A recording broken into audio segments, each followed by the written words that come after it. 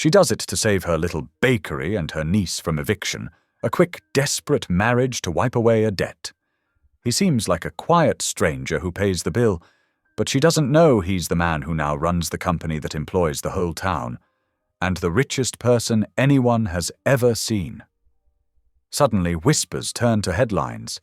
A leaked plan threatens jobs, and the rescue looks like a trap nobody expected. Secrets, a race to protect a community, and a hidden motive that could ruin everything. Who's really pulling the strings, and who will pay the price? Nora's key scraped in the old brass lock as she opened Sunrise Oven's front door at 4:30 in the morning. The familiar bell chimed softly as she stepped inside, her work shoes squeaking against the worn linoleum floor. She moved through the dark shop with the ease of long habit, finding light switches without looking, her fingertips brushing against the familiar wall where a small crack had formed years ago. The fluorescent lights flickered to life with a gentle hum, casting a warm glow over the empty display cases and worn wooden counter with its small chip on the corner. Morning sunlight hadn't yet reached the tall windows facing Maple Street, but Nora could already feel the day's warmth building, promising another hot summer day in their small town. She tied her graying hair back with a faded elastic band from her wrist and slipped on her flour-dusted apron, the fabric soft and comfortable from hundreds of washings. Her capable hands moved through the morning routine with practiced precision, measuring flour into the large metal bowl, sifting until it looked like fresh snow, mixing in yeast and salt with gentle turns. The radio on the shelf played old country songs, the kind her mother used to hum while making dinner, Patsy Cline's voice filling the quiet bakery. Flour dust danced in the first rays of sunlight now streaming through the windows, making the air sparkle like silver glitter in the growing light. The dough beneath her fingers was alive with possibility, soft yet substantial. Nora kneaded with practiced motions, pushing the heels of her hands forward and pulling back, feeling the texture change from sticky to smooth beneath her touch. Her body knew this dance by heart. The push and pull, the gentle folding, the way the dough transformed under the warmth of her hands, becoming elastic and pliable. A small smile touched her lips as she worked, finding comfort in the familiar routine that had sustained her through so many difficult mornings. Her knees protested with a dull ache when she bent to check the proofing drawer, but she ignored the familiar pain that had become her daily companion. 24 loaves needed to be ready before the morning rush began at 7:30, when the town's early risers would come looking for fresh bread. The smell of yeast and possibility filled the warm air, wrapping around her like an old friend. The stack of invoices waited on her clipboard in the cramped back office, bills peeking out from beneath inventory sheets, but those could hold until the bread was shaped and rising. Bills always seemed less daunting after the first batch was in the oven, when the sweet scent of baking bread filled every corner of the shop. At 7:15, the bell chimed again, cutting through the quiet bakery. "Morning, Aunt Nora." Maya's cheerful voice carried from the front of the shop, bringing energy into the space. The girl dropped her backpack behind the counter with a soft thud, already reaching for an apron hanging on the wooden peg by the register. "Morning, sweetheart." Nora wiped flour from her hands onto her apron, leaving white handprints. "How was the drive to school? Any trouble with that old car today?" "Same old traffic on Main Street." Maya pulled a thick envelope from her bag, her eyes bright with hope. "But I picked up the application for the community college program we talked about. They're offering night classes in business administration that would work around my schedule here." Nora's heart squeezed as her eyes caught the application fee listed at the bottom of the form. $75 that might as well have been $1 million with their current bank balance. But she kept her voice steady, unwilling to dim the light in her niece's eyes. "That's wonderful, honey. We'll figure it out. We always do. Behind the counter, partially hidden by a large jar of cookie cutters shaped like stars and hearts, sat a small framed photo in a wooden frame. Nora's brother smiled out from behind the slightly dusty glass, his arm around a much younger Maya with missing front teeth and pigtails. The picture was taken before everything fell apart, before the layoffs at the factory, before he'd had to leave town looking for work that would support his daughter. Nora wouldn't ask him for money now. His occasional phone calls revealed he was barely keeping afloat himself in the city 3 hours away. The morning rush kept them busy until mid-morning, locals coming in for their daily bread and weekend treats. While Maya handled the register with easy charm, chatting with customers and carefully counting change, Nora finally sat down with the invoices at the small desk tucked beside the refrigerator.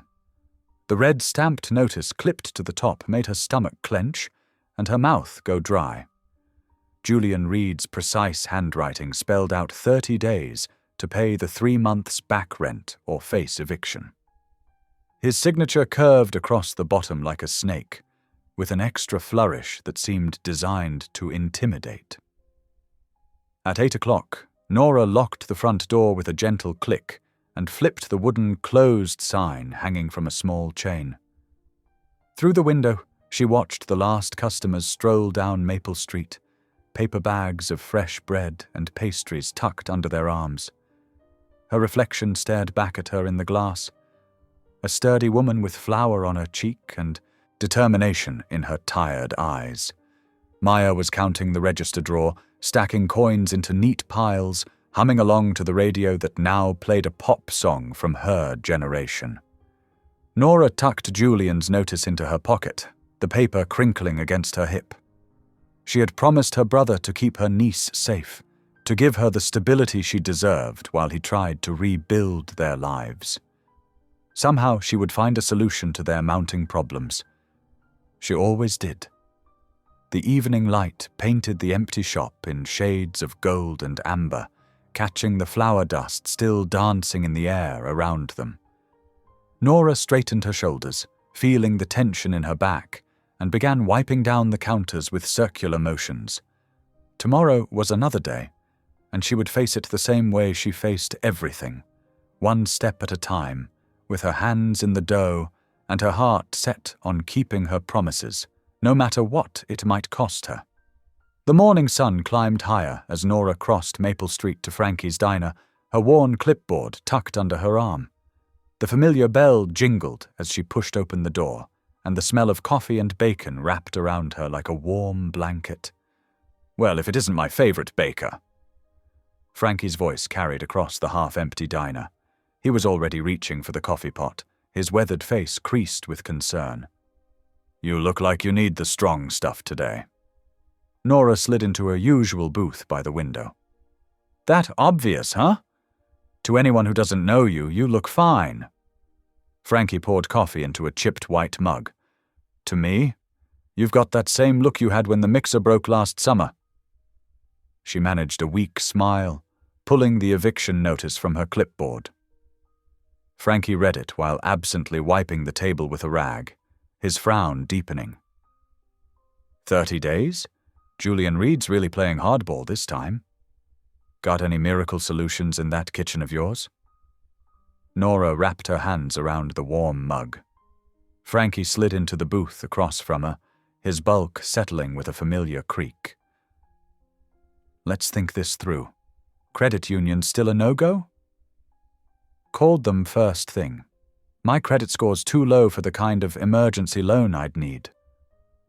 "What about your cousin Martha in Cincinnati?" Nora shook her head. "Already struggling with her own restaurant. And before you suggest it, selling equipment would only buy me a month or two." Frankie pushed a napkin across the table when her eyes started to shine.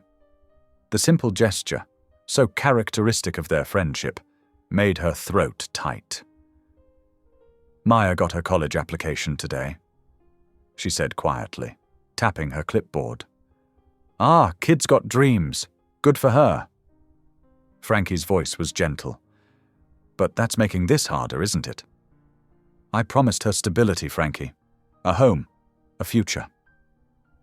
Nora blinked hard. I can't let her down like her dad did. Frankie finished. You're nothing like your brother, Nora. You've been solid as a rock for that girl. The diner's regulars came and went, nodding hello to Nora as they passed. She picked at a plain toast Frankie had silently placed in front of her, her eyes drifting to the municipal bulletin board near the register. Among the yard sale notices and lost pet flyers, a cream-colored card caught her attention. Standing up for a closer look, she read the neat typescript. Private arrangements to resolve personal debt, strictly confidential. Below was only a phone number, no name or company listed.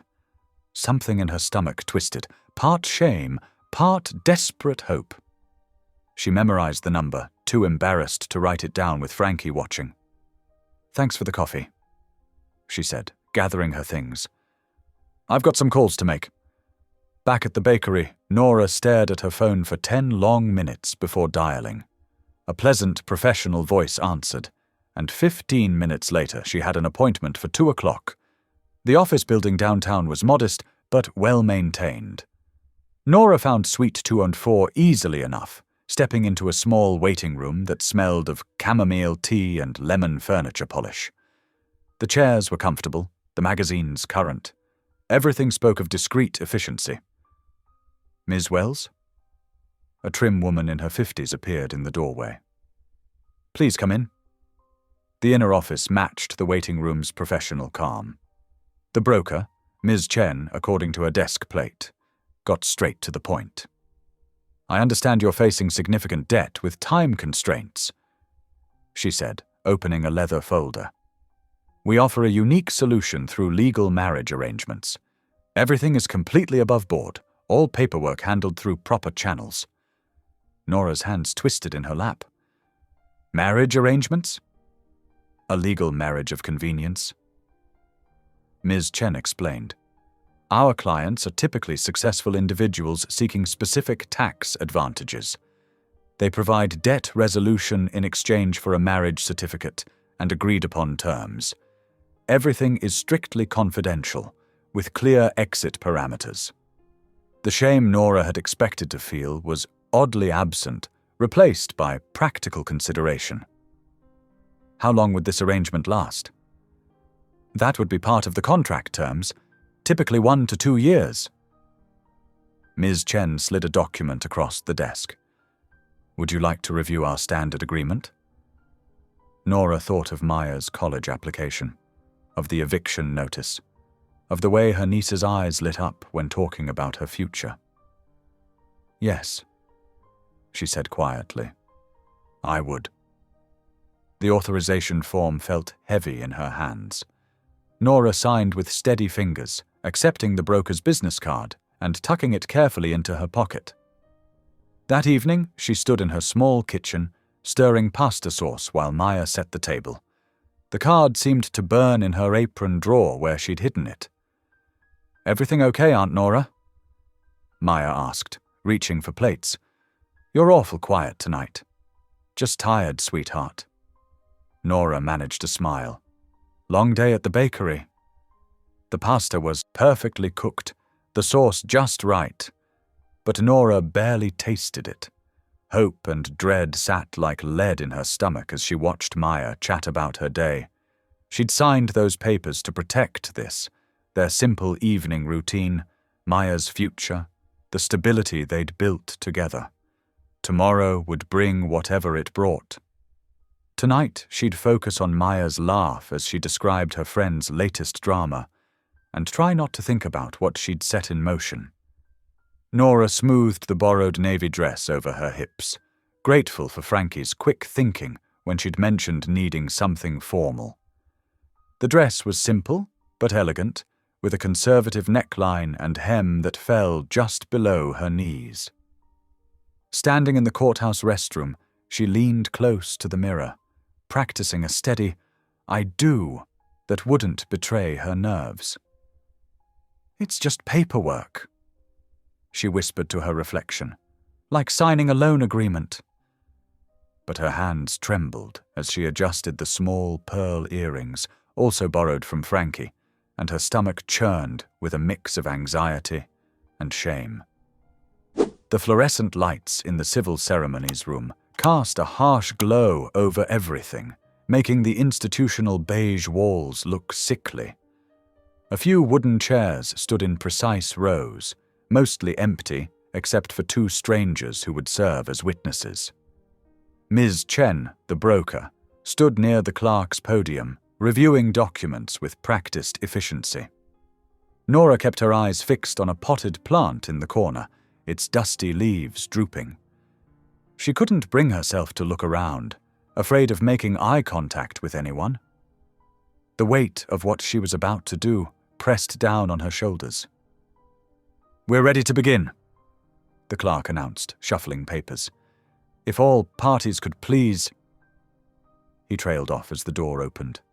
Footsteps approached, measured, unhurried steps that stopped beside Nora. She forced herself to breathe normally, still not looking at the person who would become her husband in mere minutes. The ceremony itself was brief and impersonal. The clerk's voice droned through the standard text about marriage being a solemn commitment. Nora noticed a steady rain beginning to fall outside the tall windows, creating a grey curtain that matched her mood. "Do you take this woman to be your lawfully wedded wife?" "I do." The voice beside her was quiet but clear, with a formal tone that suggested this was indeed just business. "And do you, Nora Wells, take this man to be your lawfully wedded husband?" Her practiced "I do" came out slightly hoarse. She felt rather than saw him place a simple gold band on her finger. Part of the arrangement, she assumed, to maintain appearances. Signing the marriage certificate proved challenging with her unsteady hands. The pen scratched across the paper, making her signature look foreign to her eyes. More documents followed, legal papers that Ms. Chen efficiently organized and distributed. Finally, a cream-colored envelope appeared before her, labeled Debt Settlement and Contacts in neat typescript. The sight of it made her chest tight, the whole purpose of this arrangement reduced to a single envelope. The rain continued its steady rhythm against the windows as the small group dispersed. Ms. Chen disappeared with a professional nod. The witnesses drifted away, and the clerk returned to his office, leaving Nora alone with her husband. He turned to face her fully for the first time. His expression was unreadable as he reached into his suit jacket and withdrew a folded card. "The settlement details are in the envelope," he said, his voice still quiet and formal. "This card has information about claiming the funds. The bank will need to see our marriage certificate, which you'll receive in about a week." Nora nodded, not trusting her voice. She slipped both items into her purse, noting how such a life-changing transaction could be contained in such small pieces of paper. "Good day, Mrs. Wells," he said with a slight nod, and then he was gone, his footsteps echoing down the hallway. The walk home felt surreal. The rain had eased to a drizzle, but Nora barely noticed. She focused on putting one foot in front of the other, on breathing normally, on not thinking too hard about what she'd just done. Maya was doing homework at the kitchen table when Nora arrived home. "You're all dressed up," she said, looking up from her textbook. "Everything okay? Just had some business downtown." Nora managed, forcing a smile. "How about breakfast for dinner? I could make those banana pancakes you like." Later, after Maya had gone to bed, Nora sat on the edge of her own bed, still in Frankie's navy dress. The envelope sat heavy in her lap, its contents representing both salvation and sacrifice. The ring on her finger caught the dim light from her bedside lamp, a constant reminder of the choice she'd made. She carefully placed the envelope in her bedside drawer, unable to face its contents just yet. As she changed into her nightgown, she could hear the distant sound of traffic on Main Street, the familiar creaks of her old house, the soft whir of Maya's fan down the hall, all the normal sounds of her life that somehow felt different now that she was a married woman. Lying in bed, Nora touched the ring with her thumb, spinning it slowly. It fit perfectly, which seemed strange somehow, a perfect fit for an imperfect solution. She closed her eyes, trying to quiet her racing thoughts, knowing tomorrow would bring new challenges, legal papers to file, a settlement to claim, a bakery to save. But for now, in the quiet darkness of her bedroom, she let herself feel the full weight of what she'd done. Relief warred with humiliation, hope with uncertainty, as she drifted into an uneasy sleep. Tuesday morning arrived with golden sunlight streaming through the bakery windows. Nora was elbow-deep in bread dough when she heard the delivery bell chime. A courier in a crisp brown uniform held out an electronic pad. "Signature required, ma'am." The envelope bore the letterhead of Preston and Associates law offices. Inside, Nora found the original eviction notice with a bold red "paid" stamp across its face, along with documentation showing the debt had been settled in full. Her hands trembled as she read the confirmation. The nightmare was over. Just as she tucked the papers away, the bell chimed again. This time, a woman in a sleek blazer entered, her heels clicking against the worn wooden floor. "Ms. Wells, I'm Sarah Martinez from Ashford Industries." She extended a perfectly manicured hand. "I wanted to personally congratulate you on becoming part of our community initiative." Nora wiped her floury hands on her apron. "I'm sorry, what?" "Ashford Industries has purchased the local chain of community bakeries, including Sunrise Oven. We're very excited about preserving traditional businesses in small towns." Sarah's smile was warm, but professional. "There's a meeting scheduled for 3 o'clock today at our local operations office. Just a brief introduction to discuss moving forward." After Sarah left, Nora stood in her kitchen, trying to make sense of everything. The debt was gone, but now her bakery belonged to a corporation. The morning rush kept her too busy to dwell on it, but questions swirled in her mind as she drove to the address Sarah had given her. The operations office was modest, a converted Victorian house with simple signage. Inside, the receptionist directed her to a conference room where she expected to meet some middle manager. Instead, she found herself face to face with Elliot Ashford himself. He stood as she entered, and Nora felt her world tilt sideways. The man before her wore an expertly tailored grey suit that somehow looked lived in rather than showy. His face showed signs of fatigue around the eyes, but his gaze was alert and kind. It was the same man who had stood beside her in the courthouse just yesterday. "Please sit down," he said quietly, gesturing to a chair. "Would you like some tea?" Nora sank into the chair, her legs suddenly unsteady. You're Elliot Ashford." He nodded, pouring tea into a simple ceramic cup. "I am, and I believe we met yesterday, though under rather different circumstances." Heat rushed to Nora's face as the full situation crashed over her. The stranger she'd married wasn't just some anonymous businessman. He was Elliot Ashford, the billionaire who now owned her bakery. And technically he was her husband. "I've heard wonderful things about your sourdough," he continued, as if discussing bread with his new wife was the most natural thing in the world. "Mrs. Henderson particularly praised your cinnamon rolls. She's been a customer for 15 years?" 17, Nora answered automatically, then shook her head. "Mr. Ashford, I don't understand. Why would you—" "The marriage arrangement." He set down his cup carefully. "It was the most straightforward way to help without causing you public embarrassment. Corporate buyout would have raised questions about your financial situation. This way, the debt is cleared privately, and the bakery's reputation remains intact." Nora's fingers twisted in her lap. "But now you own the bakery anyway." "As part of a larger initiative, yes. We're preserving local businesses that form the backbone of small communities." He leaned forward slightly. I want to be clear. I didn't arrange this to humiliate you. You'll remain as owner-operator with a reasonable salary. There will be some oversight during a probationary period to ensure the business thrives, but day-to-day operations stay in your hands. The tea sat untouched before her as Nora tried to process everything. Her private arrangement had somehow become tangled with corporate politics and community initiatives. She was now both employee and wife to one of the most powerful men in the country. And our arrangement? She managed to ask. Remains private. He assured her. Only my personal lawyer and the broker know the full circumstances. To everyone else, you're simply part of our small business program. Nora nodded mechanically, standing on shaky legs. I should get back. The evening batch needs to be started. Of course.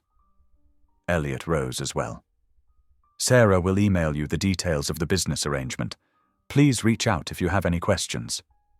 She made it to her car before the trembling really set in. The afternoon sun felt too bright, too revealing. Her small, manageable crisis had transformed into something far more complex. As she drove back to the bakery, her mind spun with questions she couldn't even begin to answer. The familiar sight of her shop's worn sign provided little comfort today. Inside, the mixer waited patiently, and the afternoon's tasks beckoned. Nora tied on her apron with unsteady hands, trying to focus on the simple certainty of flour and yeast while her world rearranged itself around her. Maya's text came just after 6 the next morning. Mum, you need to see this. Nora clicked the link while waiting for the ovens to heat, the familiar scent of warming metal filling her nostrils.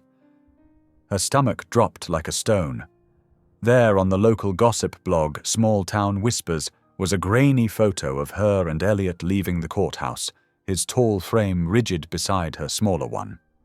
The headline screamed in bold red letters, Billionaire's secret courthouse wedding to local baker. The article was worse, full of dramatic speculation about their whirlwind romance and thinly veiled hints about Ashford Industries' recent purchase of local businesses. Comments were already piling up beneath the post, ranging from seemingly heartfelt congratulations to snide remarks about gold diggers and desperate business owners. Someone had even dug up an old photo of her from the county fair 3 years ago, comparing her before to her after catching a wealthy husband. Nora's hands shook as she measured flour for the morning's first batch, spilling some onto her worn apron. The familiar motions that usually centered her couldn't calm her racing thoughts or the heat creeping up her neck. She mixed the dough with more force than necessary, kneading her frustration into the elastic mass. By 7:30, her regular customers started trickling in, the bell above the door announcing each new face with its cheerful jingle that now felt mocking. Their expressions were a mix of poorly disguised curiosity and exaggerated concern. "Is it true, dear?" Mrs. Henderson asked gently, while picking up her usual sourdough, her weathered fingers lingering on the paper bag longer than necessary. "About you and Mr. Ashford? Such exciting news if it is. It's complicated," Nora managed, forcing a smile that didn't reach her eyes. "But the bakery's doing fine, and that's what matters right now. How's your grandson's baseball team doing this season?" Old Mr. Peterson patted her hand, his own gnarled with arthritis but warm with kindness. "Don't let the gossips get to you, girl. Your bread's what counts, always has been, always will be. Remember when my Millie was still with us? She said your cinnamon rolls were worth walking through a blizzard for." But not everyone was so kind. A group of women she recognized from the garden club whispered behind manicured hands and pointed while pretending to study the pastry case. Mrs. Whitman, the bank manager's wife, loudly wondered if certain people would still be doing their own baking now that they'd married up. Others were more direct with their judgment, asking pointed questions about prenuptial agreements and whether she'd be keeping the bakery or moving on to bigger things. Her phone buzzed again around 10, vibrating against the flour-dusted counter. Maya. Kids at school are being weird. Someone's mum showed them the article at drop-off. Mackenzie asked if I'd be getting a new last name. Can I come to the bakery after? Don't want to deal with lunch period. Nora's heart ached for the girl who'd already endured so much. Of course, sweetheart. We'll figure this out together. I'll save you a chocolate croissant. She was restocking the display with fresh scones, arranging them in neat rows, when she overheard Julian Reed's theatrical voice drifting in from the hardware store next door. He was holding court among his usual morning coffee crowd, his voice deliberately pitched to carry. Such a shame about Nora, he declared loudly enough to reach through the open door. First, the financial troubles, which I tried to help with, mind you, offered very reasonable terms, and now this desperate marriage to save face. I worry about the example it sets for the community. Young girls thinking the solution to hard work is finding a wealthy husband. He paused dramatically. And what does it say about our town when local businesses are being gobbled up by outsiders? Nora's cheeks burned with humiliation, but she kept working, her movements precise and controlled as she lined up pastry boxes under the counter. She counted silently to 10, breathing deeply through her nose. She wouldn't give Julian the satisfaction of a reaction, though her fingers itched to slam the bakery door shut. The phone rang just before lunch, cutting through the quiet lull between the morning rush and afternoon crowd. Elliot's number appeared on the screen, and Nora hesitated before answering. "I'm sorry," he said without preamble, his voice formal and controlled, lacking the warmth he'd shown at the courthouse. This wasn't supposed to become public so quickly. Someone at the clerk's office must have tipped off the blog. My PR team is preparing a statement emphasizing the business partnership aspect and requesting privacy for both parties. It should help contain the situation and redirect speculation away from personal matters.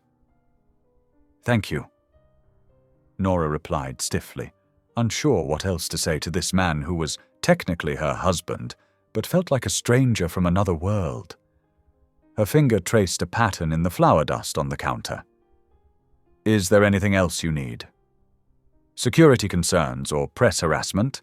I can arrange for additional support." "No, I just want to focus on my work. The bread doesn't care about gossip." "Of course. Good day then." The line went dead, leaving Nora feeling oddly hollow, staring at the phone in her flour-dusted hand. For all his resources and power, Elliot sounded as uncomfortable as she felt. Maya arrived after school, her backpack hanging from one shoulder, her face drawn and tired beyond her 15 years. "Everyone's talking about it. Jessica Martinez asked if we're moving to a mansion now, and Tyler Peterson wanted to know if Mr. Ashford would buy him a car if he dated me." She dropped heavily onto a stool behind the counter. "Why are people so stupid?" Nora pulled her niece into a tight hug, breathing in the familiar scent of teenage shampoo and school hallways. "We're not moving anywhere. This is our home, and we're going to keep living exactly as we always have. People will find something new to talk about next week." Together they worked through the afternoon rush, falling into their familiar rhythm. Nora showed Maya how to shape dinner rolls, the gentle motion of tucking dough under itself bringing comfort to them both. They answered questions as simply as possible. "It's a private matter," became their shared mantra, and kept the register balanced despite distracted customers who came more to gawk than to buy. Maya's presence kept Nora's spine straight, her smile professional even when her insides churned with anxiety. Just before closing, the little bell jangled, and a gangly delivery boy appeared with a small bouquet. Nothing flashy or expensive, just simple white daisies and purple statice in a modest mason jar tied with twine. The card read only, "For dignity," in neat, precise handwriting that somehow matched what she'd expected of Elliot. Nora stared at the flowers for a long time after the boy left, trying to decode their meaning while wiping down the espresso machine. Was it pity? Respect? An awkward attempt at friendship? The gesture felt genuine, but raised more questions than it answered. The daisies weren't showy roses or exotic orchids. They were honest flowers, the kind that grew in cottage gardens and survived drought. "They're pretty," Maya said, arranging them on the counter where the afternoon sun caught them. "And they match the blue trim. Kinda thoughtful, actually." Nora nodded, touching one soft petal with a fingertip. Like everything else about Elliot Ashford, the flowers were both surprisingly thoughtful and impossible to fully understand. They spoke of observation. He'd noticed the blue trim she'd painted herself last spring, and restraint. She closed the register, counted the day's take, lower than usual despite the extra foot traffic, and began preparing for tomorrow. Whatever came next, she would face it with the same steady determination that had carried her through every other challenge life had thrown her way.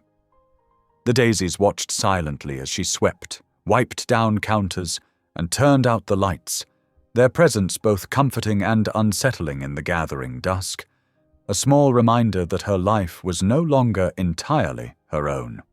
Wednesday morning brought a different kind of visitor to Sunrise Oven. A man in a plain brown jacket and faded jeans slipped in during the mid-morning lull. Nothing remarkable about him except his quiet manner and the way his eyes took in every detail of the shop.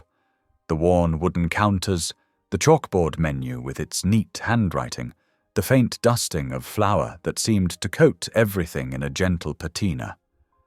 He ordered a simple loaf of wheat bread, paid in cash, and left a $5 tip in the jar, his fingers lingering momentarily on the worn glass edge. "Thank you," Nora said, tucking a stray curl behind her ear as she handed him the paper-wrapped loaf.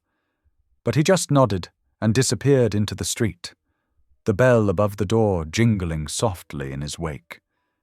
She might not have thought twice about it, except he came back the next day. This time, he sat at the small counter by the window, sipping coffee and watching her work with unhurried attention. There was something familiar about the way he held himself, straight-backed but not stiff, like someone used to bored rooms trying to relax. His hands cradled the ceramic mug with a careful grip, as though remembering how ordinary people held ordinary things. "The crust on this sourdough," he commented softly, breaking off a piece that crackled pleasingly beneath his fingers. "It's perfect." The morning light caught the steam rising from his coffee, creating a golden halo around his thoughtful expression. Nora felt herself blush at the simple praise, warmth creeping up her neck. "It's all in the timing and patience," she replied, wiping flour-dusted hands on her apron. "Can't rush good bread." When Mrs. Fletcher came in, struggling with her walker, her arthritic knuckles white with effort, the stranger quietly paid for her usual order before she could reach for her change purse. The older woman's confused delight lingered in the air long after he was gone, slipping out the door before anyone could thank him. Throughout Wednesday afternoon, Nora caught glimpses of small acts of kindness around town. Someone had arranged for fresh bread deliveries to the youth center, boxes of still warm rolls appearing mysteriously at their doorstep. The shelter reported an anonymous donation of baking supplies, high-quality flour, real vanilla extract, and equipment that had been on their wish list for months. "Did you hear?" Frankie asked when she stopped by the diner, his eyebrows raised in genuine surprise as he wiped down the counter with practiced circles. "Someone's been going around settling old tabs, just walking in, paying bills, walking out, no name, no fuss. Mrs. Wilson nearly cried when she found out her son's medical bill at the pharmacy had been cleared." Thursday brought more of the same. The stranger returned, this time in a different jacket, navy blue, equally understated, but with the same thoughtful eyes that seemed to take in everything without judgment. He bought 3 loaves and left them in the pay-it-forward basket Nora kept near the door, his fingers arranging them carefully, as though even this simple gesture deserved proper attention. From her spot behind the counter, she watched him through the window as he walked down Maple Street. The morning sunshine caught in his dark hair, highlighting strands of silver at the temples. He stopped to help old Mr. Peterson with a heavy box of vegetables for his small grocery, chatted briefly with some kids outside the ice cream shop, slipping the owner enough money to cover their treats without making a show of it, and disappeared around the corner, leaving a trail of small kindnesses in his wake. That evening, after closing, Nora noticed him sitting on a bench across the street, one leg crossed casually over the other. He wasn't doing anything really, just watching the sunset paint the buildings gold, the fading light softening the edges of brick and mortar. He nodded hello to passing neighbors, sometimes exchanging a few words that made them smile. There was something peaceful about his presence, like he was studying a painting he wanted to understand better, cataloguing each brushstroke with quiet appreciation. What Nora couldn't know was that this was Elliot Ashford, stripped of his usual corporate armor. No tailored suit, no polished shoes, no driver waiting nearby. In these quiet moments, he was rediscovering the town he'd known as a boy, before boardrooms and billion-dollar deals had filled his days and emptied something essential within him. The weight of his surname temporarily lifted from his shoulders. He watched the bakery's lights dim, breathing in the lingering scent of fresh bread and listening to the evening settling over Maple Street. Children's laughter echoed from the playground 2 blocks over, their voices carrying on the cooling air. A dog barked, answered by another from farther away. Someone's wind chimes tinkled in the gentle breeze, a delicate counterpoint to the deeper rhythm of the town settling into evening. This was what he'd been missing, he realized. This simple rhythm of community life. The way people looked out for each other without fanfare or expectation. The genuine smiles, not the practiced ones he encountered in meeting rooms. The honest gratitude in Mrs. Fletcher's watery eyes, worth more than any corporate thank you note he'd received in decades. Through the day, Nora kept noticing small changes rippling outward. The youth center director seemed less worried about their upcoming bake sale, her shoulders no longer hunched with financial anxiety. The shelter coordinator smiled more easily, actually stopping to chat rather than rushing from one crisis to another. Even Julian Reed's usual complaints about proper standards seemed to fall on deaf ears as people focused instead on sharing stories of unexpected kindness, their voices animated with wonder. "It's like having a guardian angel," Maya said Thursday evening as they cleaned up, her young face bright with excitement as she wiped down the display case. "Remember how worried Miss Thompson was about the library's roof? Someone's arranged for repairs, no questions asked. She was crying when she told me, said they'd been trying to raise funds for 3 years. Nora nodded, thinking of the quiet stranger and his careful way of observing everything, missing nothing. The way his eyes had lingered on the crack in her own ceiling, though he'd said nothing about it. "Sometimes people surprise you," she said softly, gathering crumbs with a gentle sweep of her hand. That night, after Maya had gone to bed, Nora sat at her small kitchen table with a cup of chamomile tea, steam curling into the dim light. The past 3 days had been exhausting, keeping up with orders, fielding questions about her marriage, trying to protect Maya from the worst of the gossip that still circulated in whispered conversations that stopped when she entered rooms. But something had shifted. The whispers seemed less important now, overshadowed by these small acts of kindness appearing throughout town like flowers after rain. She thought of the stranger's appreciative comments about her bread, the way he noticed details others missed, like the slight limp in Mrs. Fletcher's walk or the worn edges of Mr. Peterson's coat. She remembered how his presence seemed to calm the usual morning chaos, creating a pocket of quiet attention wherever he went. Her marriage to Elliot Ashford was still a complicated mess of emotions and obligations, a tangle she couldn't quite unravel. But somehow, watching goodness spread through her community in quiet, unassuming ways made it all feel more manageable, less overwhelming, like maybe there was a path forward she simply couldn't see yet. She went to bed that night with flour still under her nails and a curious sense of peace settling over her like a comfortable blanket. Tomorrow would bring its own challenges, but for now, she could rest in the knowledge that kindness was still stronger than gossip, and that dignity could be found in the simplest of gestures, like a perfectly baked loaf of bread, given freely to someone in need, or a $5 tip left by a stranger with thoughtful eyes.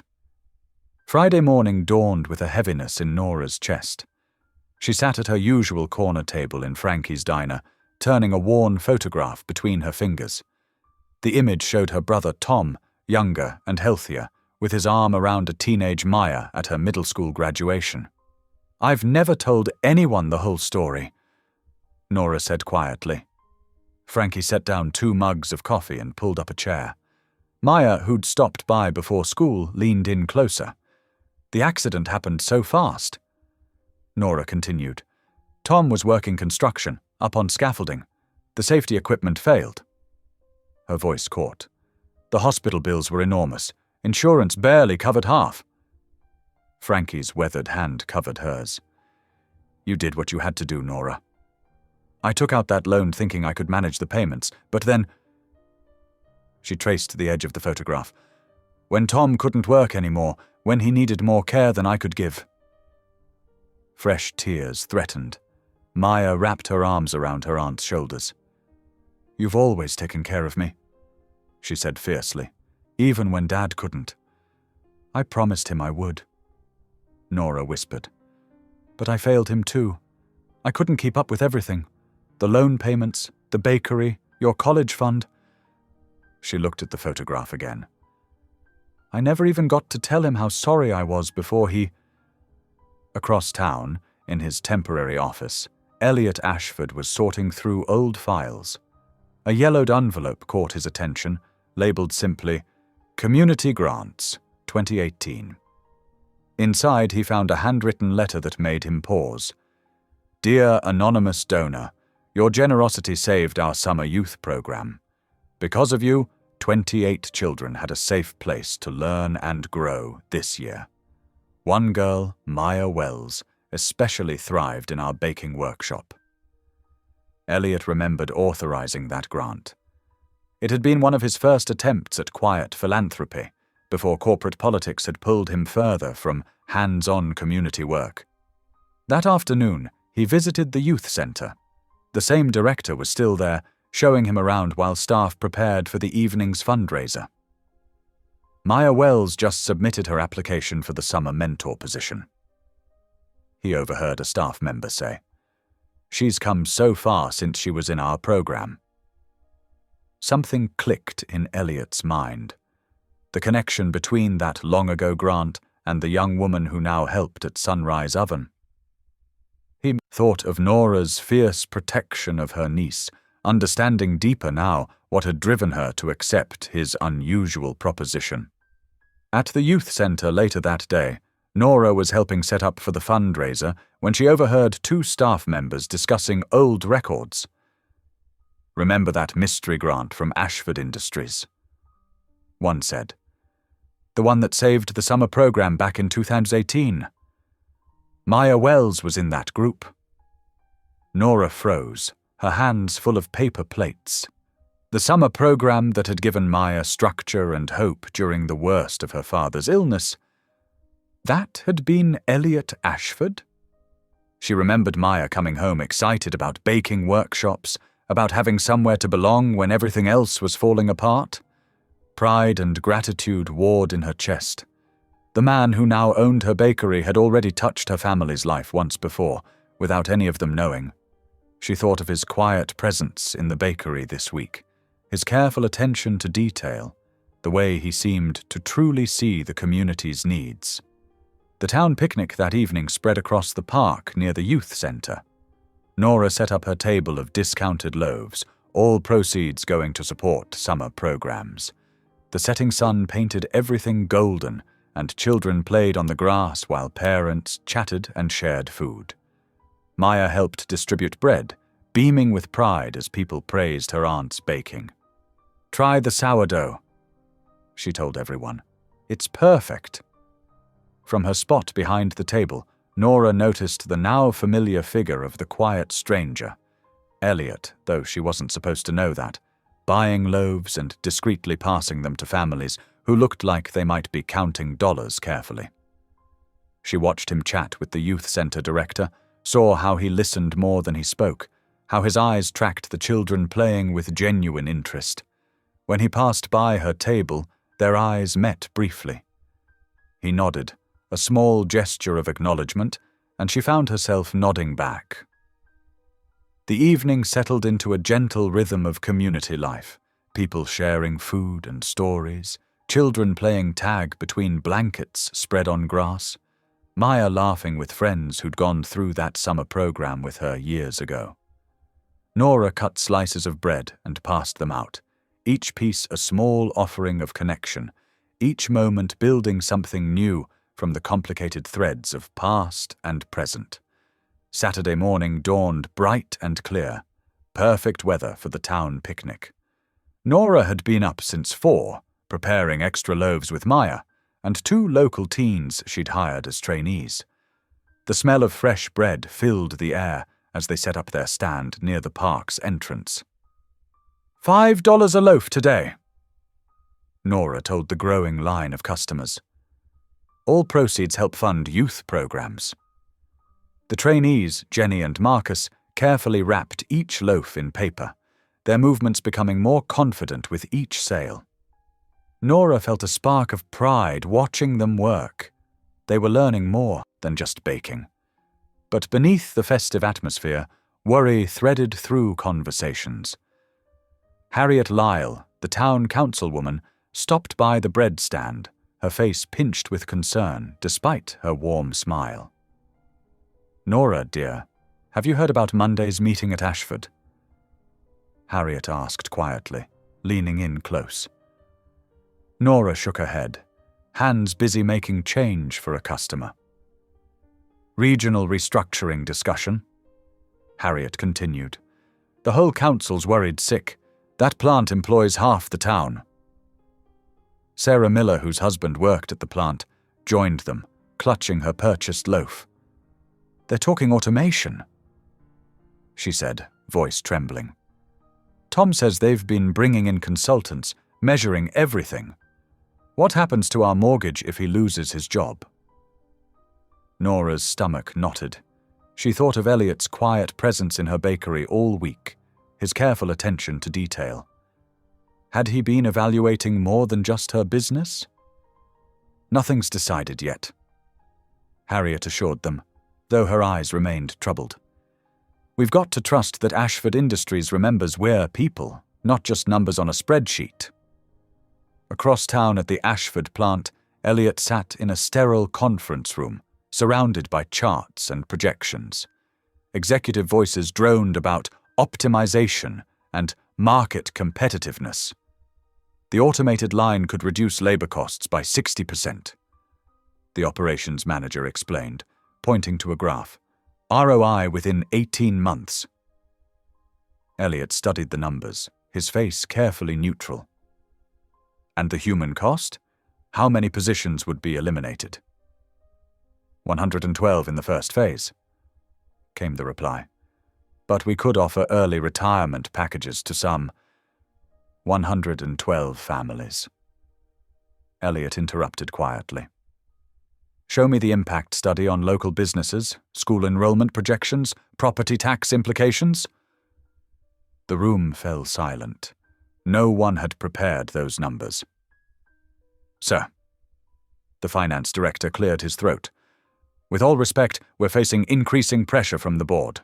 Our competitors are already automating." "I understand the pressure," Elliot said. "I also understand that numbers don't tell the whole story. Get me those impact studies by Monday's meeting." He stood at the conference room window, watching workers change shifts in the parking lot below. Each car represented a family, a mortgage, children's college funds. The weight of their futures pressed against his chest. Walking the factory floor afterward, Elliot paused to watch the current production line. Workers nodded respectfully as he passed. Their movements were practiced, efficient in their own human way. A woman near the packaging station spotted a minor flaw and adjusted the machine settings, the kind of intuitive correction that automation might miss. He thought of Nora's hands kneading dough, of the pride in her trainees' faces as they learned their trade. Some things couldn't be measured in quarterly reports.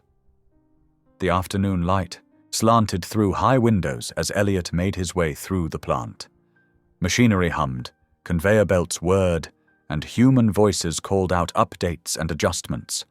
All these sounds merged into the heartbeat of a working community, one whose future now rested partly in his hands. Back at the picnic, Nora sold the last loaf as the sun began to set. Maya helped pack up while Jenny and Marcus counted the day's earnings for the youth center. "Good work today," Nora told them, meaning more than just the sales. They were learning responsibility, attention to detail, the satisfaction of creating something with their own hands, skills that couldn't be automated. She watched families heading home across the park, carrying blankets and leftover food. Children darted between parents, their laughter carrying on the evening breeze. How many of these families worried about Monday's meeting? How many dreams and plans hung in the balance? At the plant, Elliot stood alone on the factory floor, surrounded by machines that had fallen silent for the night. The decision ahead weighed heavily. Corporate expectations versus community needs, efficiency versus humanity. He ran his hand along a workstation, thinking of the person who would return to it Monday morning, unaware their livelihood was being discussed in spreadsheets and boardrooms. The empty factory held no answers, only the echo of his footsteps and the weight of responsibility settling deeper with each step. The Sunday edition of the Maple Valley Gazette hit doorsteps with an explosive headline: "Ashford Industries plans massive layoffs.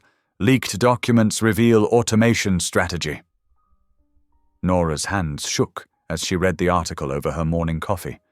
Glossy slides showed charts, timelines, and cold corporate language about workforce optimization. At the bottom of each page was Elliot's signature, stark and official. The bakery phone started ringing before 7. "How could you marry someone who's destroying our town?" The caller hung up before Nora could respond. By 8, a crowd had gathered outside the plant gates. Hand-painted signs read, "People over profits" and "Save our jobs." Police cars idled nearby, lights flashing in warning. Maya burst through the bakery door at 9, face flushed. "Everyone at school's talking about it. Jessica said her dad called you a gold digger who sold out the town." "That's enough," Nora said sharply, but her chest felt tight. All those quiet moments when Elliot had visited the bakery, watching and evaluating, had it all been an act? She flipped the closed sign and drove to Elliot's local office, the newspaper crumpled in her fist. The receptionist tried to stop her, but Nora pushed past. "Explain this," she demanded, slapping the paper on his desk. Elliot looked exhausted, his usual composure fractured. "It's not what it appears. That document was preliminary, part of a standard board briefing. Your signature is on every page." "Yes, but there were additional memos, context about community impact studies." He shuffled through papers. Someone altered key sections after the meeting. The leak was deliberately incomplete. "So you didn't approve laying off 100 families?" "I signed an initial review, nothing more. I've been fighting for alternatives." The door burst open. Julian Reed strode in, radiating false concern. "Nora, dear, I've been looking for you. Given this unfortunate situation, we should discuss your lease terms. The eviction dismissal might need review." "Get out." Elliot said coldly. Just looking after local interests. Julian smirked. Unlike some people. The town hall that afternoon was packed and sweltering. Nora sat near the back, watching council members read damning excerpts from the leaked slides. A steel-haired Ashford spokesperson stood at the podium. Mr. Ashford authorized these efficiency measures as part of standard business operations. That's not true! Nora surged to her feet. The room fell silent. She turned to find Elliot, who had slipped in moments before. You told me you cared about this community. You left flowers for dignity. Was any of it real, or was it all just corporate theater? Her voice broke. I trusted you. I let myself believe the marriage wasn't just about money. But this whole time, you were planning to gut our town. Elliot stepped forward. Nora, please. No. Tears spilled down her cheeks. I won't be your prop anymore. I'll file for annulment tomorrow. She pushed through the crowd and out into the sharp autumn air. Behind her, angry voices rose like a wave. Inside, Elliot watched her go, his carefully constructed world crumbling. His phone buzzed, corporate PR demanding damage control. The board wanted an emergency meeting. He looked around the hall at faces twisted with betrayal and rage. Everything he'd tried to build here, community trust, genuine connection, a chance at redemption, lay in ruins. Nora drove home in a daze, past the protesters still gathered at the plant gates. Their signs seemed to mock her now. Ashford's wife to town traitor. She thought of the quiet stranger who'd left generous tips, who'd bought bread for elderly customers. Had that been real, or just another calculation? The confusion hurt worse than simple betrayal. At his corporate office, Elliot stared at crisis management protocols and press statements.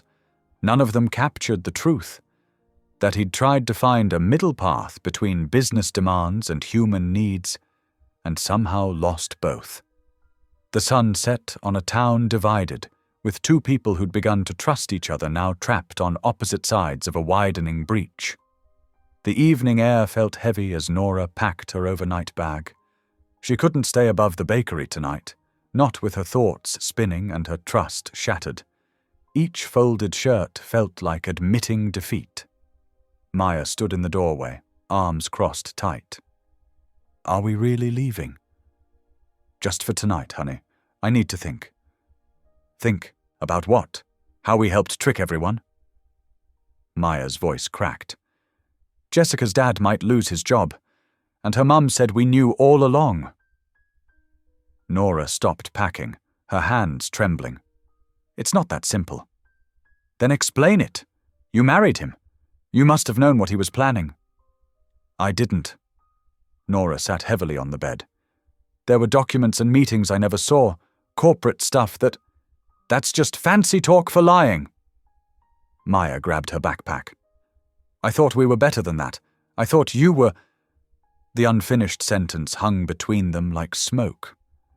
Across town, Elliot paced his suite at the River Hotel. Tie loosened, jacket discarded. The city lights blurred beyond his window. Sir. His assistant, Sarah, stood in the doorway with yet another crisis report. How did I miscalculate this badly? He rubbed his temples. The secrecy was meant to protect everyone involved. Instead, it looks like deliberate deception. Sarah finished quietly. The board is demanding action. The board can wait. I need to make this right with the town first, with Nora. He picked up his phone, then set it down. Though I'm not sure where to begin. Perhaps with the truth. The truth. He laughed bitterly. That I'm terrible at human connection? That I thought I could fix everything with money and good intentions? Sarah laid another folder on his desk. Start somewhere, sir, before it's too late. Tuesday morning brought frost and whispers. Nora opened the bakery as usual, though her movements felt mechanical. The regular customers trickled in, their reactions a storm of confusion and judgment. Mrs. Peterson, who'd bought bread here for 30 years, wrapped Nora in a fierce hug. "You hang in there, dear. This town's seen worse." But others weren't so kind. A man in a plant worker's jacket spat on the sidewalk as he passed. A woman loudly told her friend, "Some people will do anything for money." Frankie appeared at noon with containers of soup and sandwich fixings. "Thought you might need lunch. And backup." "I don't deserve backup." Nora kneaded dough with unnecessary force. "I walked right into this mess." "You tried to save your business and protect Maya. Anyone would have done the same." "Would they? Because right now I feel like the world's biggest fool." She pointed to the protest signs, still visible through the window. "Those people trusted me. I was part of this community." "You still are." Frankie squeezed her shoulder. "Question is, what are you going to do about it?" That evening, Maya stayed with a friend, unable to face another night of tense silence. Nora lay awake on Frankie's pull-out couch, reading and rereading the leaked documents. Something didn't add up. The timeline, the altered language, the missing context Elliot had mentioned. It felt like pieces of a puzzle she couldn't quite solve. Wednesday morning dawned clear and cold.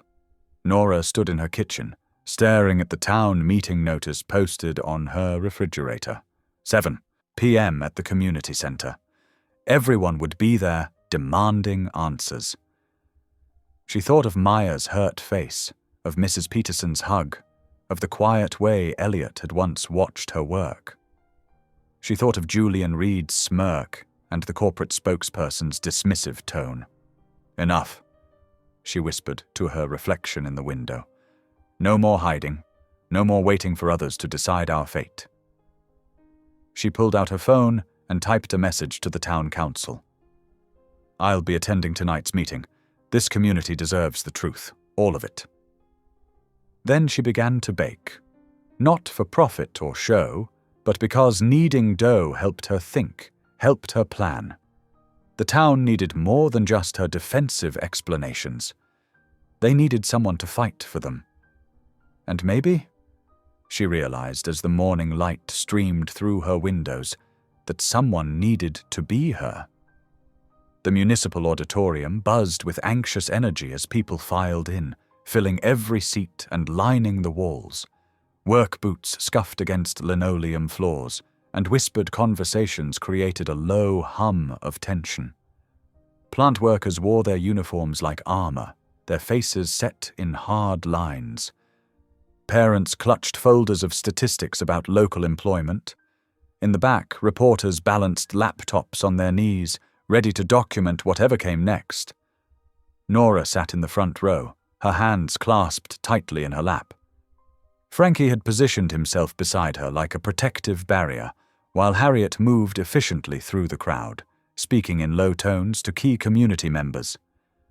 "You don't have to do this," Frankie murmured. "Yes, I do."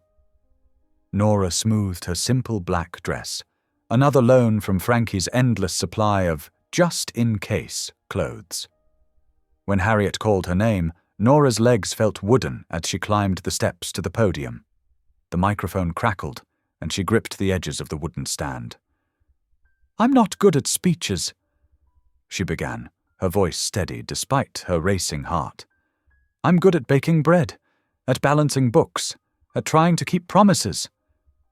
She looked out at the sea of familiar faces. "But tonight, I need to talk about dignity." The room stilled. Dignity isn't just about having a job. It's about being able to look your neighbors in the eye. It's about paying your debts without shame. It's about knowing the people in power see you as human beings, not just numbers on a spreadsheet. She told them about the medical bills that had nearly crushed her family, about the weight of responsibility for Maya, about the daily struggle of small business owners trying to keep their doors open. When I made the choice to sign those marriage papers, I wasn't thinking about corporate takeovers or PR strategies. I was thinking about Maya's college application fee, about keeping my promises, about dignity. Movement at the back of the room caught her attention. Elliot had slipped in, standing quietly near the exit. Their eyes met briefly before she continued. But dignity goes both ways. Those with power have a responsibility to be transparent, to be humane, to remember that their decisions affect real people with real lives. Harriet stepped forward then, holding up a stack of papers. Which is why we need to share some new information. The councilwoman's heels clicked against the stage as she approached the podium.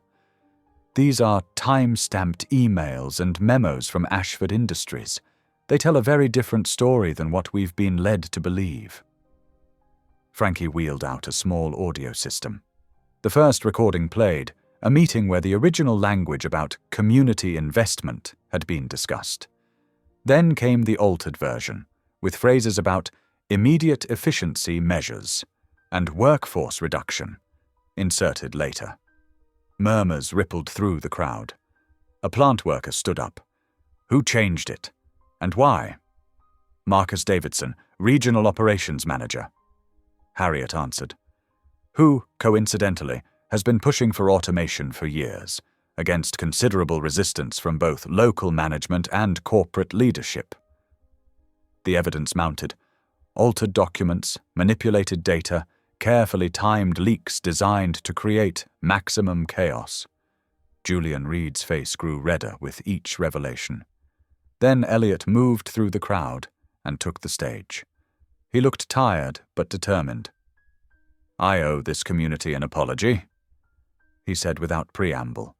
Not for the false allegations, but for my part in creating an environment where such deception could flourish. I believed that keeping certain matters private would protect people's dignity. I was wrong. He produced a document and held it up. This is a legally binding commitment to fund a comprehensive retraining program for any workers affected by necessary modernization. Additionally, we're establishing a bakery incubator program, modeled after Sunrise Oven, to create sustainable local jobs. Julian Reed shot to his feet. This is just more corporate manipulation. They're trying to... But his voice was drowned out by others. Mrs. Peterson stood up. Nora Wells taught my granddaughter to bake. She gives day-old bread to the shelter. She's one of us. More voices joined in, sharing stories of small kindnesses, of community support, of trust earned through years of daily interaction. Harriet stepped forward with another document. We've drafted an oversight committee structure. Local representatives, union members, and business owners working together to ensure transparency and accountability. The mood in the room shifted gradually, like sunrise breaking through clouds. Some people stood to applaud while others remained seated, arms crossed but faces thoughtful. The evidence had cleared Elliot of malicious intent, though the scars of mistrust would take time to heal. As the meeting wound down, people gathered in small groups, examining the documents, asking questions, beginning to sketch out what came next. Nora watched them from the stage, feeling drained but oddly hopeful. Harriet was already organizing. Tomorrow's working groups. Union representatives huddled with plant managers, discussing training programs. Parents who'd arrived angry were now asking about apprenticeship opportunities for their teenagers. The framework of a plan was taking shape. Not perfect, not complete, but real. Built on truth and dignity rather than secrets and fear. Thursday morning found Nora in an unfamiliar environment, the sleek conference room at Ashford Industries' local office. Her hands, more accustomed to kneading dough than handling legal documents, fidgeted with a pen as lawyers reviewed contract terms. Could we put this in plain English? She asked, frowning at a particularly dense paragraph about workforce retention percentages. Elliot leaned forward. Of course. Sarah, can you rephrase that section? The lawyer explained the terms more simply. The plant would keep at least 60% of current workers through a combination of existing positions and new roles after retraining. And the wages? Nora pressed. They need to support families, not just look good on paper. We've calculated living wages for the area, Harriet added, spreading out a chart, including considerations for housing costs and healthcare. Throughout the morning, Nora surprised herself with her own firmness. She insisted on clear language about local hiring priorities, apprenticeship programs, and profit sharing for the incubator bakers. Each time she spoke up, Elliot nodded thoughtfully, often adding her suggestions to the final documents. By afternoon, they moved to inspect the proposed incubator space, a warehouse near the plant that had been used for storage. Sunlight streamed through high windows, illuminating the potential. The ventilation system will need updating, Nora noted, walking the space, and we'll want proper drainage for the cleaning stations. Already in the renovation budget, Elliot confirmed. He paused by a wide support column. Would this work for the teaching area you mentioned? Yes, actually. Nora could envision it. Work tables arranged in a semicircle, students learning to shape loaves and master temperatures. We could install mirrors above so everyone can see the techniques. Later that afternoon, Elliot visited Sunrise Oven. The usual customers had gone home, leaving the kitchen quiet except for the hum of cooling ovens. Roll up your sleeves, Nora instructed, setting out flour and water. If you're going to oversee a bakery incubator, you should know what goes into making bread. Elliot removed his suit jacket and followed her directions. His first attempts at kneading were awkward, too gentle, then too rough. Like this, Nora demonstrated, her movements sure and rhythmic. You're not fighting the dough, you're working with it. Gradually, under her guidance, his motions became more natural. A small smile touched his face as the dough began to take shape. It's harder than it looks, he admitted, wiping flour from his forehead. Most worthwhile things are. Friday brought more meetings, but the tone had shifted. When Maya arrived after school, she found Nora reviewing scholarship paperwork with an Ashford Foundation representative. A partial scholarship? Maya's eyes widened as she read the details. Merit-based, the representative explained. Your grades qualified you for our community development program. Julian Reed made an appearance at City Hall, attempting to raise concerns about proper procedures and zoning regulations, but Harriet efficiently addressed each point with existing documentation. The permits are already approved, she informed him crisply, and the property taxes will actually increase revenue for local services. By Friday evening, the conference room table held neat stacks of signed agreements, workforce protection guarantees, training program schedules, renovation contracts for the incubator space. Each document represented hours of negotiation and compromise, but also hope. One last item, Harriet said, sliding a final document across the table. We need a community representative on the incubator's advisory board, someone who understands both the business and the human side. Nora stared at the paper. Me? You've already proven you can advocate for what matters, Elliot said quietly. The board needs your perspective. Nora picked up the pen, her hand steady now. This wasn't just about saving her bakery anymore. It was about building something larger, a bridge between corporate resources and community needs, between profit and people. She signed her name with the same care she used to shape her daily loaves. Some things, she had learned, required both strength and gentleness to turn out right. Saturday morning dawned crisp and clear as Nora unlocked the warehouse doors. The newly installed industrial ovens gleamed under fluorescent lights, and the scent of fresh paint still lingered in the air. She arranged measuring cups and ingredients with methodical care, her hands steady despite her nerves. The first trainee arrived 15 minutes early. Robert Chen, a former machinist from the plant, his work boots still bearing traces of metal shavings.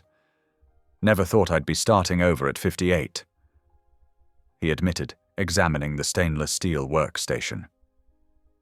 Bread's been starting over every day for thousands of years. Nora replied with a gentle smile. You're in good company. Others filtered in.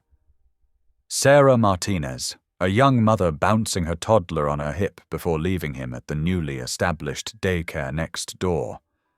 Kevin Thompson, a teenager who'd been washing dishes at the diner. And 6 others, each carrying their own mix of worry and determination. First rule, Nora announced, pouring flour into measuring cups, is precision. Baking is chemistry. One wrong measurement can ruin a whole batch. Robert frowned at the soft mound of dough before him. It's so different from metal.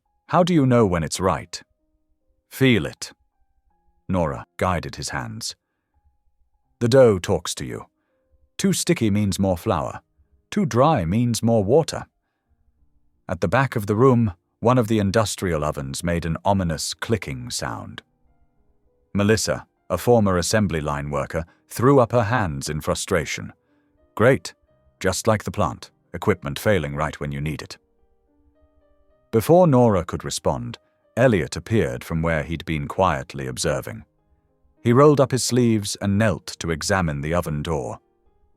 The hinge is loose, he explained, producing a small toolkit from beneath the counter.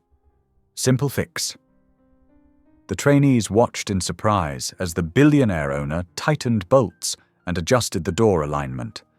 Sarah's little boy, peeking in from daycare, clapped when the oven door swung smoothly shut. My dad was a repairman, Elliot said simply, wiping his hands on a towel. Some skills you never forget. By mid-morning, the air filled with the earthy scent of rising dough. Kevin, who'd arrived 10 minutes late with mumbled excuses about bus schedules, discovered an unexpected talent for shaping perfect rolls. His usual teenage slouch straightened with each successful batch. The key to proofing, Nora demonstrated, is patience. Rush it, and the bread falls flat. Give it time, and it rises beautifully. Sarah's first solo batch emerged slightly darker than intended, but when she sold it later that afternoon to their test customers, families invited to provide feedback, her smile could have lit up the warehouse. They said it reminded them of their grandmother's bread, she reported, hugging the empty basket to her chest. Sunday's farmers' market dawned cool and bright. The trainees arranged their loaves on borrowed tables, carefully positioning signs with their names and specialties. Robert's precisely measured sourdough, Kevin's golden rolls, Sarah's hearty wheat bread with a hint of honey. A small crowd gathered, drawn by the aroma and curiosity. Harriet Lyle bought the first loaf, making a show of photographing it for the town's social media page. Other familiar faces followed. Frankie from the diner, Maya and her friends, parents from the youth center. Didn't expect this kind of texture from beginners, one customer commented, breaking open a warm roll. It's professional quality. By closing time, they'd sold out completely. Robert tallied the day's earnings with the same precision he'd once applied to machinery specifications. $273, he announced. After ingredients and utilities, we cleared $140 in profit. That's real money, Kevin said wonderingly. We made that ourselves. Nora watched her trainees pack up, their movements slower with exhaustion but lighter with accomplishment. Elliot appeared beside her, offering a cup of coffee. They're already talking about specialty breads they want to try next week, he said quietly. The bread's important, Nora replied. But what they're really learning is confidence, pride in creating something with their own hands. As the sun set, Sarah's little boy ran between the tables, collecting dropped flour in tiny handfuls. Robert showed Kevin a more efficient way to stack the mixing bowls. Melissa and another trainee exchanged phone numbers, planning to practice techniques together. They locked up just as evening settled over the warehouse. The ovens cooled, the floors were swept, and 9 new bakers headed home with flour-dusted clothes and recipes for next week clutched in their hands. "Thank you," Nora said to Elliot as they did a final walk-through, "for fixing that oven, for letting them see you work with your hands." He shrugged, but she caught the pleased look in his eyes. Sometimes the most important management skill is knowing when to pick up a wrench. Through the windows, the last light caught the sign they'd hung that morning. "Rising Together, Community Bakery Incubator." Below it, 9 names were listed, the first class of what they hoped would become many. Monday morning brought a flurry of activity to the incubator. Nora was elbow-deep in demonstration dough when the first reporter arrived, camera crew in tow. "Can you tell us about the innovative job creation program?" The reporter thrust a microphone toward her flour-dusted apron. Nora wiped her hands, heart racing. "We're teaching practical skills," she managed, "creating opportunities." Throughout the morning, more media filtered through. Local stations, regional papers, even a business magazine wanting to profile what they called an unusual corporate community partnership. Each interview left Nora more flustered than the last. By afternoon, her phone buzzed with an unfamiliar number. "Ms. Wells, this is Patricia Chen from the Regional Community Development Coalition. We'd love to have you speak at next week's symposium about sustainable local economies." Nora's stomach clenched. "I'm not really a public speaker. Your story is exactly what our attendees need to hear." Patricia insisted. "A real example of community resilience." After hanging up, Nora fled to Frankie's diner. He slid a coffee across the counter before she could ask. "I can't do this," she blurted. "Speaking in front of people? I bake bread. That's what I do." "And you teach people," Frankie reminded her. "Every day in that kitchen, you're speaking, teaching, leading." Maya arrived after school, dropping her backpack by the counter. "Mom says you're going to be famous," she teased. "I'm going to be sick," Nora corrected. But she let Maya drag her home to practice. They cleared the kitchen table, Maya holding up her phone to record. "Pretend it's the symposium," she directed. "Tell them about the incubator." Nora stumbled through her first attempt, then her 5th. By the 10th try, her hands had stopped shaking. Tuesday morning, Elliot appeared at the incubator carrying a sleek silver thermos.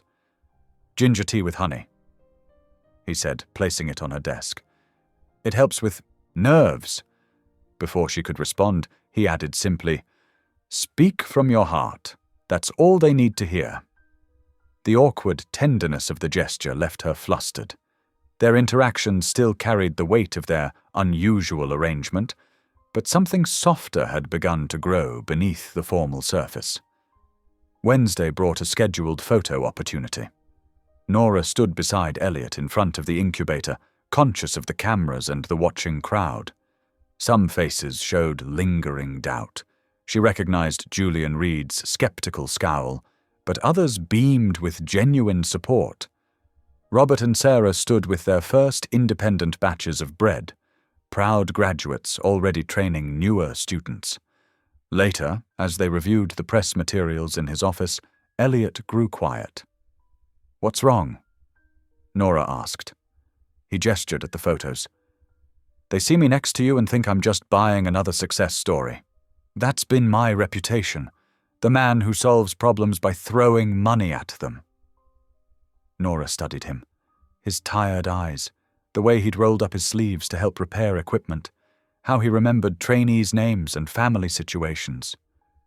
"Trust isn't bought," she said gently. "It's earned day by day. They're starting to see that." He met her gaze, something vulnerable in his expression. "How do you know?"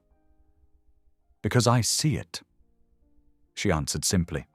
"In how you fixed that oven, how you listen in meetings. Small things matter more than grand gestures." The week continued in a blur of preparation. Nora practiced her speech during quiet moments, refining it with each iteration. Maya helped her choose a professional outfit that still felt like herself. The trainees offered encouragement and practical tips from their own public speaking experiences. "Remember to breathe," Sarah advised, demonstrating the deep breaths she'd used during customer service training.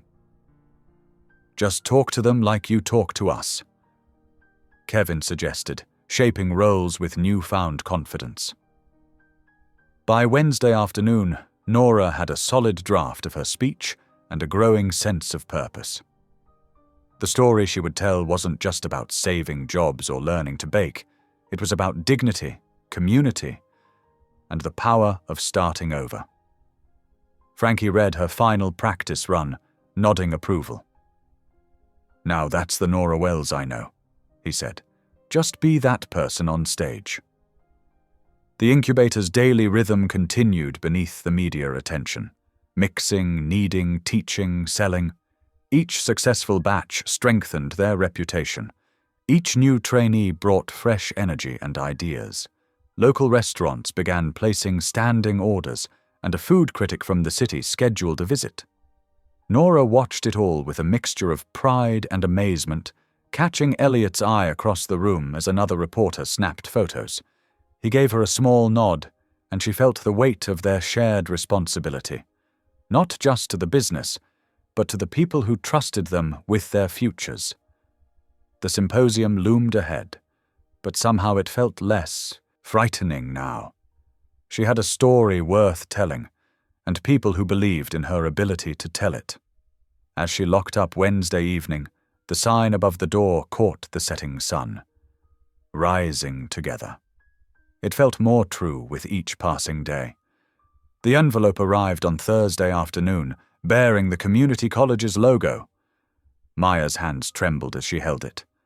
"Open it," Nora urged, her own heart racing. Maya tore the seal and unfolded the letter. Her eyes went wide. "I got in!" she squealed, jumping up and down. "And look, there's information about the scholarship." Nora scanned the financial aid packet, her vision blurring with tears. The incubator's outreach fund would cover 60% of tuition. It was really happening. "We need to call them," Maya said, already reaching for her phone. She put it on speaker as they connected with the admissions office. "Welcome to Harbor Community College," the advisor said warmly. "We're excited to have you join us this fall. Let's go over your course schedule." Maya grabbed a notebook, scribbling details about registration dates and freshman orientation. Her face glowed as the advisor described campus life. The study groups, the coffee shop where students gathered, the quiet corners of the library. When the call ended, Maya turned to Nora. Without a word, they moved to the small kitchen behind the incubator's main workspace. Maya fell into Nora's arms, and they both cried, happy tears this time. "You did this," Nora whispered, holding her niece tight. "All your hard work." "We did this," Maya corrected. "I wouldn't be here without you." The next morning, a stack of letters arrived from recent incubator graduates. Sarah wrote about landing her first catering contract. Kevin described teaching his daughter to bake using his new skills. Robert attached photos of the small cafe he was planning to open. "Next session's already full," Frankie reported, reviewing the enrollment numbers. "Got a waiting list starting." Nora shared the news with Elliot that evening as they closed up. Instead of heading home, he gestured to the kitchen. "Stay a while." She nodded, watching as he rolled up his sleeves and gathered ingredients. "What are we making?" "That's up to you," he said. "I'm just the assistant baker tonight." They settled on a simple sourdough for Saturday's charity bake sale. Nora demonstrated the proper kneading technique, and Elliot followed her lead, his corporate precision giving way to more natural movements. "We should talk," he said quietly, working the dough. "About us, this arrangement." Nora's hands stilled. "Yes, we should. I'd like to do this properly," Elliot continued. "Weekly meetings about the bakery, joint decisions about expansion plans, no more corporate surprises." "And us?" Nora asked softly. Elliot looked at her, flour dusting his dark hair. I'd like to know you better. Not as my employee or even my wife on paper, just you. I'd like that too, she admitted. They worked, in comfortable silence, shaping loaves and setting them to proof. When Elliot accidentally knocked over a tray, sending flour everywhere, their startled laughter broke the last tension. Some business genius I am, he chuckled, wiping flour from his face. Good thing you married a baker, Nora teased, then froze, realizing what she'd said. But Elliot just smiled, a genuine warmth in his eyes. Best business decision I ever made. As they cleaned up, they talked about practical things, coordinating schedules, sharing meals when possible, finding ways to blend their separate lives. No grand promises, just small, achievable steps. I want to be worthy of the trust you've shown me, Elliot said, storing the last bowl. Both the town's and yours. You're already proving it? Nora assured him. Day by day. The proofing bread filled the kitchen with a yeasty warmth as they sat at the small table, sharing tea and quiet conversation. They talked about Maya's college plans, the incubator's success, their hopes for the community. I never expected this, Nora admitted. When I signed those papers, neither did I, Elliot said. But I'm grateful for where it led. He reached across the table, his flour-dusted hand covering hers. The gesture was simple but meaningful, like their relationship itself, built on practical foundations but growing into something more. Saturday's charity event would need the bread they'd made, and Sunday's festival would bring its own challenges. But for now, in the peaceful kitchen, they had found their rhythm. Two people who had started as strangers, brought together by circumstance, choosing to build something real. As they locked up for the night, the proofing bread promising tomorrow's success, Nora felt the rightness of their slow-growing partnership. Not a fairy tale romance, but something better. A relationship founded on respect, strengthened by shared purpose, and seasoned with genuine affection. The evening's simple domesticity had said more than grand gestures ever could. They were choosing each other, one day at a time, one loaf at a time, building trust through actions rather than words. Sunday morning dawned bright and crisp, perfect weather for the Harvest Festival. Maple Street buzzed with activity as volunteers strung red and gold bunting between lamp posts. The high school marching band warmed up in the park, brass instruments gleaming in the early light. At the Sunrise Oven booth, Nora arranged fresh-baked loaves while her trainees set up demonstration tables. The air filled with the warm, spicy scent of cinnamon as Sarah pulled the first batch of morning buns from the portable oven. Perfect timing, Nora said, helping Sarah arrange the sticky sweet rolls. These'll draw people in. She wasn't wrong. As the festival officially opened at 10, the crowd gravitated toward their corner of the park. Kevin led the first mini-class, showing a group of curious onlookers how to shape a basic dinner roll. His confidence had grown, a far cry from the uncertain former plant worker who'd first walked through the incubator's doors. You've created something special here, a familiar voice said. Martha Wilson, who'd been one of the most vocal critics during the automation scandal, stood at the booth's edge. Her eyes were warm now, apologetic. We all did, Nora replied. Martha stepped forward and wrapped Nora in a tight hug. Thank you for not giving up on us. Throughout the morning, similar moments of reconciliation unfolded. Tom Parker, a 30-year veteran of the plant, approached with tears in his eyes. My grandson's starting at the incubator next month, he said, voice rough with emotion. First time I've seen him excited about his future since the plant news broke. At the edge of the booth, Elliot worked quietly alongside Maya, handing out samples and answering questions about the incubator program. He'd shed his usual corporate attire for jeans and a simple button-down, flour already dusting his sleeves.